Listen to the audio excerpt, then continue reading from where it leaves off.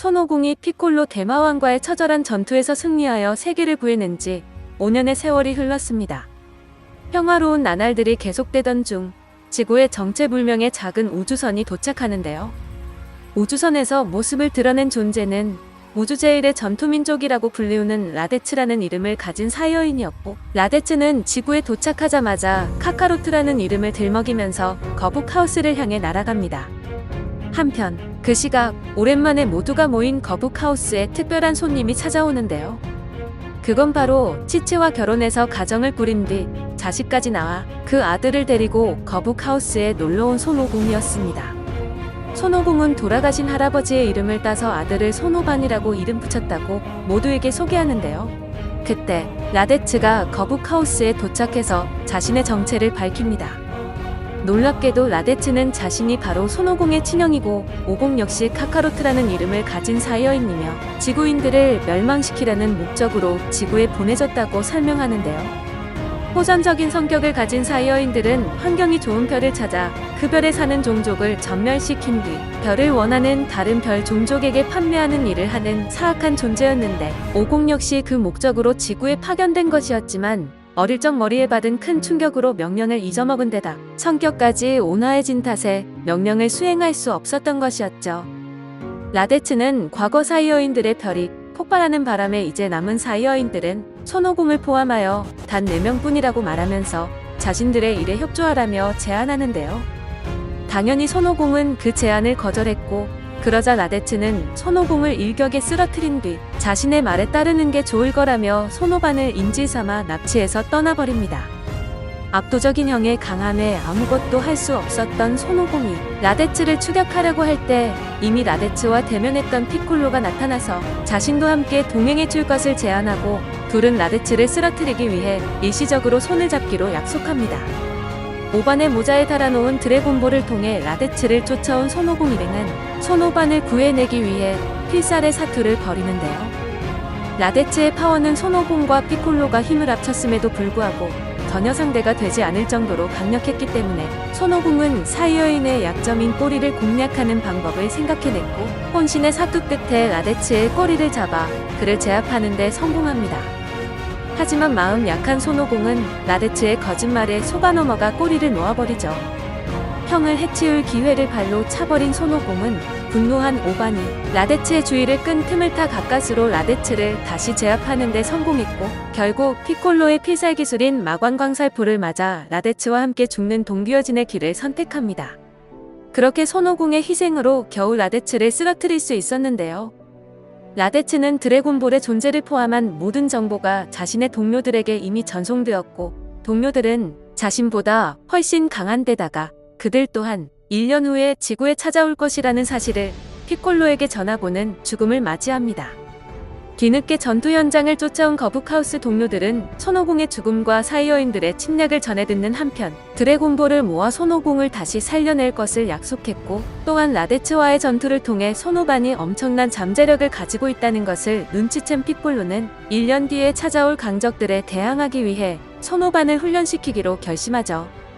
한편 신님의 안내를 받아 저승에 도착한 손오공은 1년 후에 찾아올 강적들에 맞서기 위해 죽어서도 수련을 계속해야 하는 상황이었고, 이를 위해 신들의 왕과 같은 존재인 개왕을 만나기로 결심하는데요. 그렇게 손오공은 개왕을 만나 특훈을 받기 위해 그를 만나기 위한 유일한 통로인 뱀의 길을 통과하기로 합니다. 피콜로는 손오반의 트레이닝을 시작하고, 첫 번째로 오반의 유약한 성격을 개조하기 위해 맹수들이 바글거리는 오지에 6개월간 버려둡니다. 다행히도 오반은 씩씩하게 6개월을 버텨낼 수 있었고, 그 모습을 보고 만족한 피콜로는 본격적으로 오반의 잠재력을 끌어내기 위해 극한의 수련을 시키게 되는데요. 그 과정에서 피콜로는 보름달을 본 손오반이 괴물원숭이로 변화하는 것을 직접 목격합니다.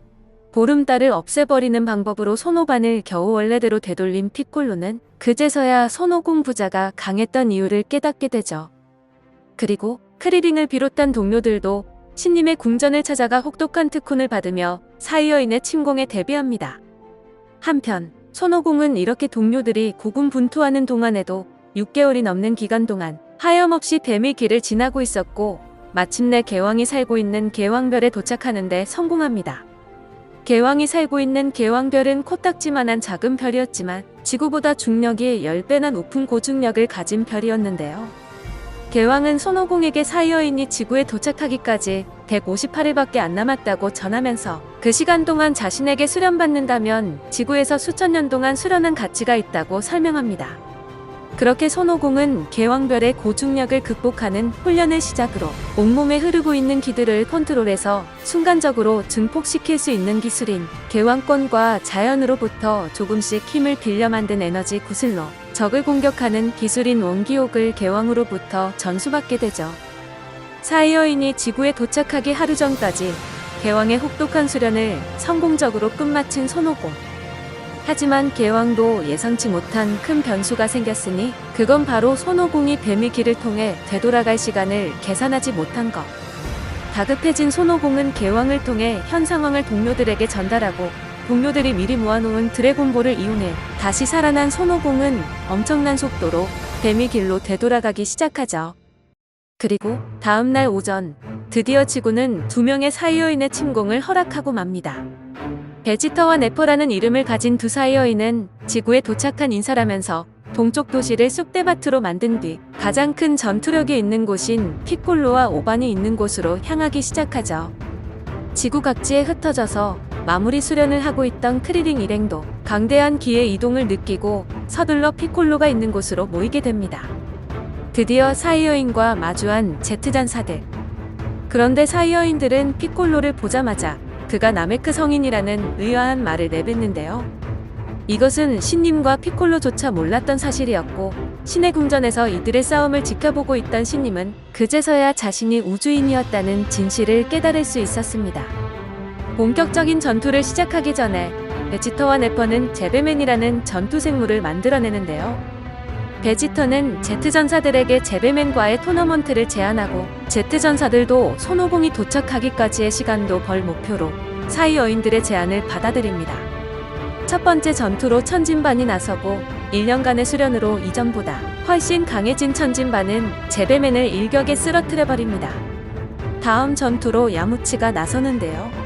야무치 역시 놀라운 실력으로 제베맨을 손쉽게 제압하지만 순간 방심하는 바람에 제베맨의 자폭 공격을 받아 목숨을 잃게 됩니다. 순식간에 벌어진 야무치의 죽음에 모두가 당황하고 동료의 죽음에 열받은 크리링이 수련의 성과인 확산 에네르기파를 사용하여 대부분의 제베맨을 몰살시켜 버리죠. 운 좋게 살아남았던 제베맨 한 마리를 피콜로가 깔끔하게 해치워버리는 걸 끝으로 사이어인들과의 전투가 본격적으로 시작됩니다. 첫 번째로 나선 네퍼는 압도적인 파워로 제트전사들을 농락하는데요. 천진반은 네퍼의 펀치 한 방에 팔 한쪽을 잃고 연이은 공격으로 한순간에 그로기 상태에 빠집니다. 천진반을 구하기 위해 차우즈가 자폭 공격을 감행하지만 네퍼는 큰 타격이 없었고 천진반 또한 최후의 힘을 모은 기공포를 시전하고는 힘이 다해 목숨을 잃게 되죠. 순식간에 동료들을 잃은 악몽과도 같은 상황에 크리링은 손오공이 오기만을 간절히 외치고 이 모습을 보고 흥미를 느낀 베지터는 손오공이 올 때까지 3시간을 기다려주기로 약속합니다. 하지만 3시간이 지나도 손오공은 도착하지 않았고 싸울 수밖에 없게 된 크리링과 피콜로는 사이어인들을 상대하기 위해 고안해낸 작전을 실행에 옮기는데요. 그 작전은 사이어인들의 약점인 꼬리를 공략하는 것이었고 이들의 작전은 성공하는 듯 했지만 네퍼 또한 손오공과 마찬가지로 약점을 극복해낸 상태였습니다. 전투력의 차이가 너무 커서 이길 가능성이 전혀 없는 암울한 상황에서 마침내 손오공이 드디어 뱀의 길을 통과해내는 데 성공했고 신님의 안내를 받아 서둘러 하계로 내려옵니다. 카린에게서 선두를 받아 지친 몸을 회복한 손오공은 곧바로 근두운을 타고 전투가 벌어지고 있는 장소로 향하고 크리링과 피콜로도 자신들을 향해 오고 있는 더욱 강해진 손오공의 길을 느끼고 감격해합니다. 베지터는 접근해오는 손오공의 전투력이 예측 이상이라는 것을 깨닫고는 손오공이 오기 전에 모두 죽여버릴 것을 네퍼에게 지시하는데요. 무시무시한 네퍼의 공격이 손오반에게 가해지는 순간 누구도 생각지 못했던 예상 밖의 일이 일어납니다. 그것은 한때 악의 결정체였던 피콜로가 손오반을 지키기 위해 네퍼의 공격을 대신 받아낸 것이었죠.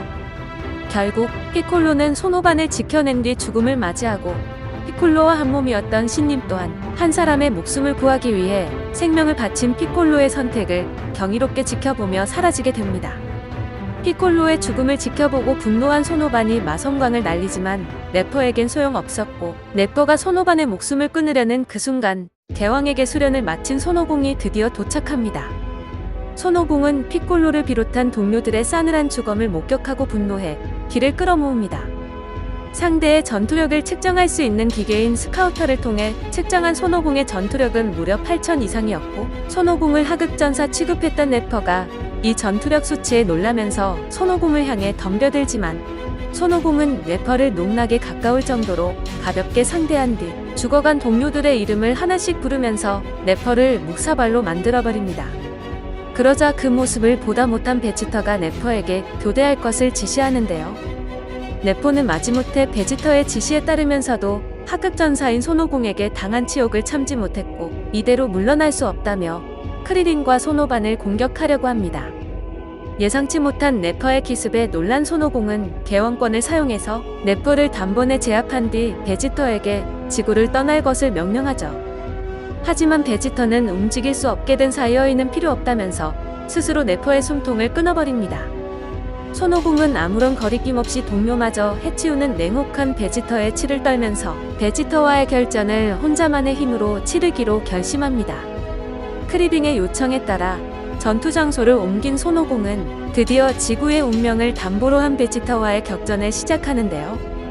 베지터는 본 실력을 전혀 발휘하지 않았음에도 불구하고 스피드와 기술이 손오공보다 몇 단계 위였으며, 손오공은 베지터의 실력에 놀라면서 아껴두었던 개원권을 사용하며 베지터를 상대하지만 그마저도 베지터에겐 한참 역부족이었습니다.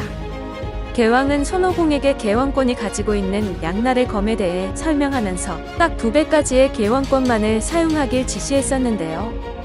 손오공은 2배 개왕권으로는 도저히 베지터를 상대할 수 없다는 사실을 깨닫고는 개왕권을 3배까지 끌어올리기로 결심하죠. 몸에 막대한 부하가 걸리는 것을 감수한 손오공의 3배 개왕권이 발동하고, 손오공은 무시무시한 전투력과 속도로 베지터를 두들겨 패기 시작합니다. 자신을 압도하는 손오공에게 분노한 베지터는 갤릭포를 시전하여 오공을 지구와 함께 통째로 날려버리려고 했고, 오공 역시 베지터의 공격을 저지하기 위해 3배 개원권의 에네르기파로 맞대응하죠. 비등비등한 기공파의 대결에서 손오공은 개원권을 4배까지 끌어올려 베지터를 압도할 수 있었지만, 개원권의 무리한 사용 때문에 이미 몸이 만신창이가 돼버린 상태였습니다. 자신을 뛰어넘는 전투력을 보여준 손오공에게 극대노한 베지터는 괴물원숭이로 변신해서 싸우기 위해 보름달을 찾았지만, 예전에 피콜로가 보름달을 없애버렸기 때문에 어디에도 보름달은 보이지 않았죠. 하지만 베지터는 보름달을 인공적으로 만드는 기술을 가지고 있었고, 손오공이 보는 앞에서 무시무시한 괴물원숭이로 변신합니다. 그제서야 손오공은 할아버지를 밟아 죽인 것과 천하제일 무술대회를 쑥대밭으로 만든 것이 바로 자기 자신이었다는 사실을 깨닫게 되죠. 괴물 원숭이가 된 베지터는 리타이어 직전의 손오공에겐 도저히 상대할 수 없는 상대였고, 이제 남은 건 개왕이 전수해준 또 다른 필살기인 원기옥뿐. 하지만 원기옥을 사용하기 위해선 기를 모을 시간이 필요했는데요. 손오공이 천진반의 기술인 태양권으로 시간을 끌면서 기를 모으는데 성공했지만, 예상치도 못한 베지터의 공격에 원기옥 공격은 실패로 돌아갔고, 끝내 손오공은 베지터에게 사로잡혀 온몸이 박살이 나버립니다. 그 시각 손오반과 크리링은 불안한 마음에 손오공이 있는 곳까지 찾아왔고, 괴물 원숭이가 된 베지터와 죽기 직전에 손오공을 목격하는데요. 그들은 야지로베와 같이 베지터의 꼬리를 잘라내 원래 모습으로 되돌리는 작전을 구상합니다. 손오반이 베지터의 주의를 끄는 틈을 타 크리링의 기원참이 베지터의 꼬리를 향해 날아갔고, 베지터는 이들의 작전을 눈치채고 있었기 때문에 크리링의 공격을 가볍게 피했지만 야지로베의 존재까진 생각하지 못했고, 야지로베는 베지터의 꼬리를 멋지게 잘라내는데 성공합니다. 덕분에 원래의 모습으로 돌아온 베지터는 극대노하면서 손오반과 크리링을 순식간에 쓰러뜨렸고, 이미 리타이어 상태인 손오공을 처참하게 응징하기 시작합니다. 그러자 이를 지켜보고 있던 손오반이 분노하여 베지터에게 달려들었고, 손오공은 그 틈을 타 크리링을 부른 뒤 자신의 몸에 아직 남아있던 원기옥의 기를 건네주게 되죠. 개왕의 조언을 들은 크리링은 손오공으로부터 받은 기를 원기옥으로 변화시켜 베지터에게 날려보냈고, 이 공격에 손오반이 가세함으로써 마침내 원기옥을 베지터에게 멋지게 적중시키는데 성공합니다. 무시무시한 원기옥의 파워에 완전히 리타이어 돼버린 채 지상으로 떨어진 베지터. 하지만 만신창이가 돼버린 베지터를 보며 기뻐하는 것도 잠시, 놀랍게도 베지터는 원기옥을 정통으로 맞았음에도 살아있었고 아직도 힘이 남아있는 베지터에게 오히려 손오공 일행이 전멸당할 위기에 처하는데요. 그때 손오반이 베지터가 만들어 놓은 보름달을 보는 바람에 괴물원숭이가 돼버리는 예상치 못한 변수가 일어났고, 다행히도 사이어인과 지구인과의 혼혈이었기에 크리링의 말귀를 조금은 알아들을 수 있었던 오반 덕분에 베지터를 죽음 직전까지 몰아넣을 수 있었습니다. 빈사 상태에 놓인 베지터는 지구에 타고 왔던 우주선을 호출해서 탈출을 시도했고, 이것을 본 크리링이 베지터가 도망가기 전에 숨통을 끊어놓으려고 최후의 일격을 날리려는 순간 손오공이 크리링을 멈춰 세웁니다.